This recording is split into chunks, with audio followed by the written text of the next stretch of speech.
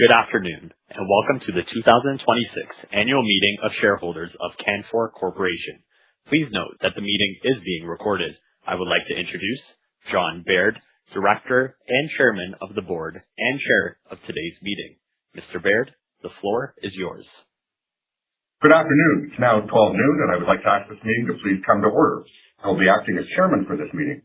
I am very pleased to extend a warm welcome to all of you today for Canfor Corporation's 44th AGM. Please ensure you remain connected to the internet during the course of this meeting. If you need technical assistance, please see the section entitled Voting Process and Meeting Technical Assistance in the Management Information Circular respecting this meeting. This meeting has been convened as the Annual General Meeting of Shareholders has been called for the principal purposes of receiving the consolidated financial statements for the year ended December 31, 2025, together with the auditor's report and the reports of the directors to the shareholders, fixing the number of directors at 10, electing the directors for the coming year, and appointing the auditors for the coming year. I've asked Pat Elliott, Chief Financial Officer and Corporate Secretary, to act as Secretary of this meeting. I would now like to introduce you to the other directors of Canfor Corporation joining us at this meeting. Ryan Barrington-Foote, Cheryl Yaremko, Sante Dahl, Dieter Dench, Dallas Ross, Frederick T. Simpson, Sandra Stewart, Diane Watts, and Susan Yurkovich. They have all worked diligently and effectively with the management team at Canfor, and we appreciate their wise counsel. On behalf of both the board and the management of Canfor, I wish to extend our sincere thanks to Fred Stimson and Sante Dahl, who are retiring from the board and will not be standing for re-election. Fred has been a director of Canfor since 2021, and Sante has been a director since 2023. We are grateful for your service as directors. At this time, it is a pleasure to introduce you to Mr. Michael Garcia and Mr. Mons Johansson, who are proposed nominees for the Board of Directors of Canfor. On behalf of the board, I am very pleased to acknowledge our appreciation for the contribution that all of the company's personnel have made during the last year. With the consent of the meeting, I hereby appoint TSX Trust Company to act as scrutineer of the meeting. I will now call on Mr. Elliott to deal with the notice of this meeting. Mr. Chairman, a notice calling the meeting was mailed to all shareholders of the company entitled to receive such notice.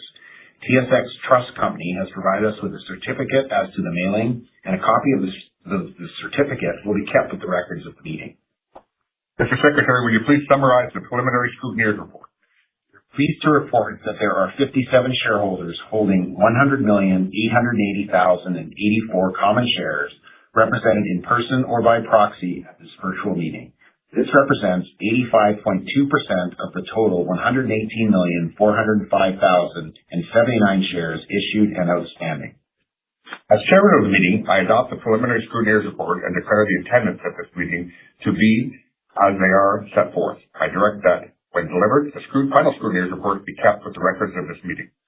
In accordance with the preliminary scrutineer's report, I declare a quorum to be present and the meeting to be duly constituted for the transaction of business. Based on the preliminary scrutineer's report, a sufficient number of proxies have been deposited with TSX Trust Company voting in favor of all resolutions in the circular in order to pass each item of business in this meeting. I propose that we deal first with all of the formal business requirements of the meeting. After the formal portion of the meeting has concluded, Susan Yurkovich, the company's president and CEO, will say a few words, and there will be a final opportunity for questions from registered shareholders and proxy holders, which can be submitted online. As this meeting is being held virtually, I would like to remind you that voting on all matters described in the Management Information Circular for the meeting will be conducted by electronic ballot. To allow sufficient time for voting, the polls for all matters being voted on will be opened following these introductory remarks and closed at the end of the formal portion of the meeting. Only registered shareholders and duly appointed proxy holders who have been properly logged in to the meeting will be able to vote at this meeting. I also remind you that if you are a registered shareholder and you have already voted by proxy, you do not need to vote again unless you wish to change your vote. If you plan to vote at the meeting, you may choose to vote on each resolution immediately or wait to cast your vote until after the motion for an item as is proposed. Once all items of business before the virtual meeting have been put forward, I will give our registered shareholders and proxy holders an opportunity to discuss these items of business, make comments and ask questions, and to provide an opportunity to enter their votes on the open polls if they haven't already done so, and then declare voting closed on all resolutions.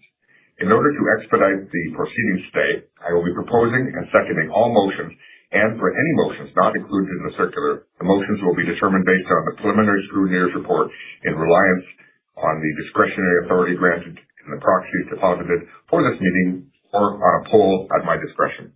I now declare the polls open for all resolutions included in the management information circular for the meeting. The first item of business is to place before the meeting the consolidated financial statements of the company for the year ended December 31, 2025, together with the auditor's report and the report of the directors to shareholders. These statements and reports are contained in the company's annual report and are available on SEDAR+ or from the company upon request. I will regard the statements and reports as received by the meeting. The next item of business is to fix the number of directors of the company. I propose the number of directors be fixed at 10. I direct that a poll be conducted on the motion and that the scrutineer report the results. If you haven't already cast your vote online or by proxy, please cast your vote now. The next item of business is the election of directors. I propose the following individuals be nominated to act as directors of the company to hold office until the next annual general meeting. John R. Baird, Ryan Barrington-Foote, Michael Garcia, Dieter Gensch, Dallas Ross, Sandra Stewart, Diane L. Watts, Mons Johansson, Cheryl Uremko, and Susan Yurkovich. These persons are management nominees for election as was stated in the information circular mailed to shareholders of the company. There being no further nominations, I declare the nominations closed. I direct that a poll be conducted on the motion and that the scrutineer report the results. If you haven't already cast your vote online or by proxy, please cast your vote now.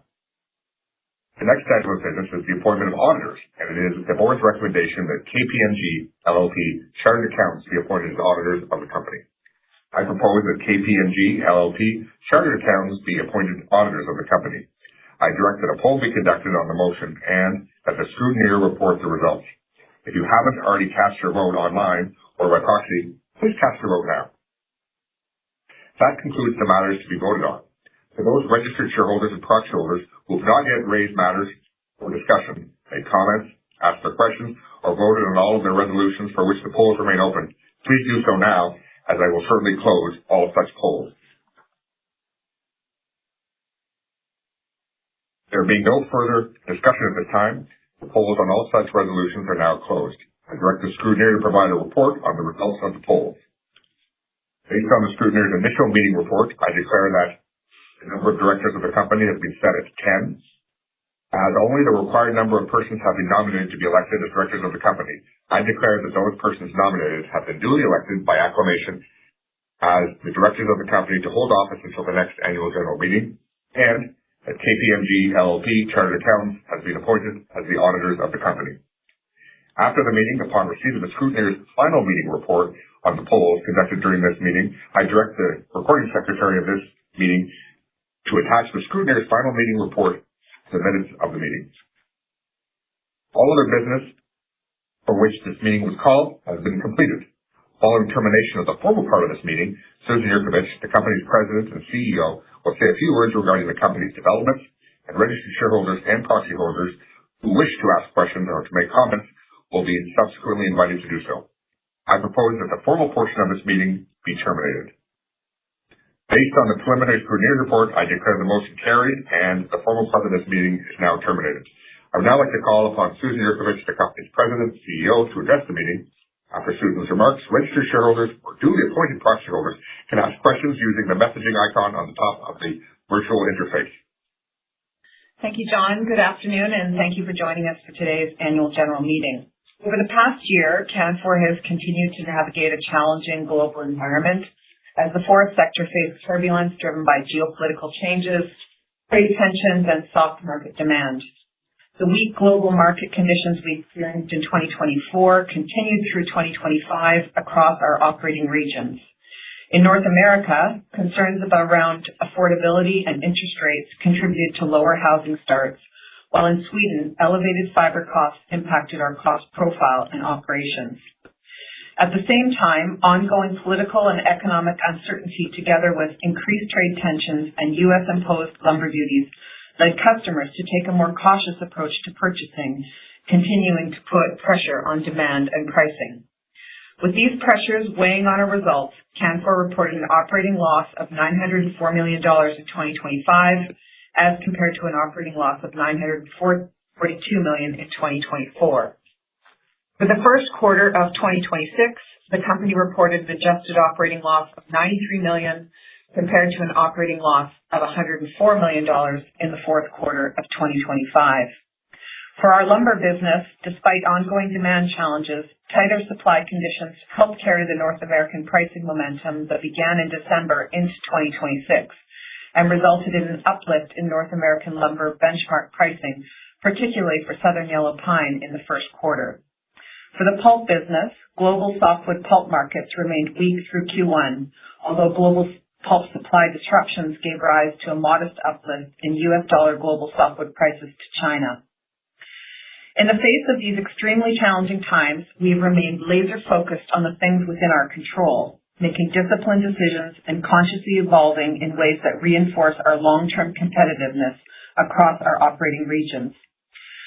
We continue to advance key strategic priorities, making targeted capital investments in our existing operations to improve efficiency and performance.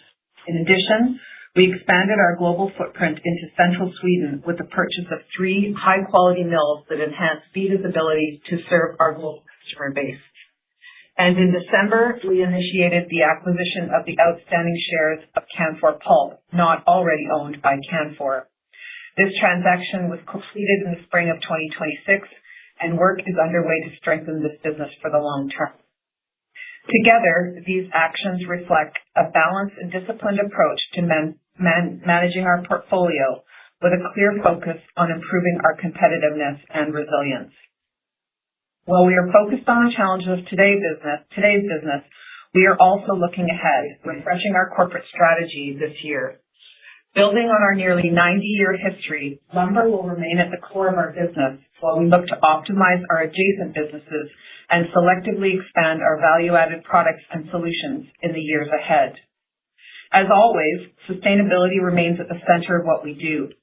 To that end, we've updated our sustainability strategy this year to ensure it reflects the broader shifts in the world around us. The result is a more practical and integrated plan that better aligns with our business ambitions, customer expectations, regulatory and disclosure requirements, and the evolving social and political landscape. You can find more information on our 2025 sustainability report on our website. As always, we will continue to manage in accordance with internationally recognized standards, including the Sustainable Forestry Initiative, reflecting our commitment to responsible fiber sourcing and environmental stewardship. Looking ahead, we expect uncertainty to persist. Market volatility and trade disruptions will continue to challenge our industry.